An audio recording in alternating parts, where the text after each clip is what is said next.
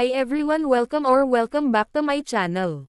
Kim Chiu at Paolo Avellino spotted sa kanilang daily routine, ang pag-jogging, sa Ayala kung saan ay doon sila laging pumupunta.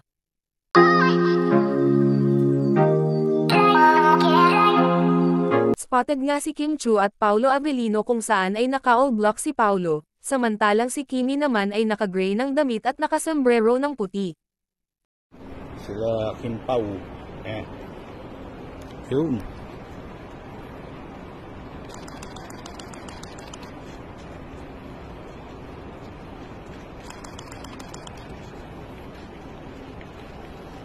Ayun mga idol. Pasok sa banga. Kim Pao.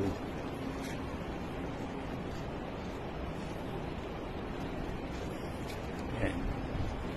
So, abangan natin yun sa kabila mga idol. Doon tayo mag-aabang sa kabila.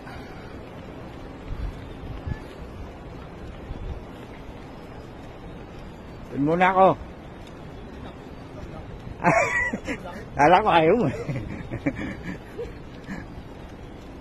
Ilang linggo wala yan.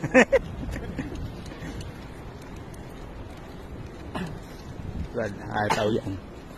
Ataw sa views yan, Brad. Kasi walang mga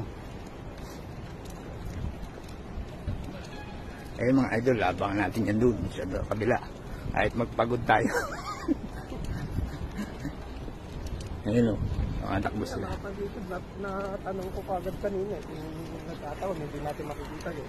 Wala nga kung hindi ko ang expectation ngayon yun dahil nasa balisin si Kim sa nga. Ay kahapon lang yan. At saka ang expected mo, mga nasa beach din to eh. Oo. Sabagay, Sunday kasi, kailangan na nila umalis.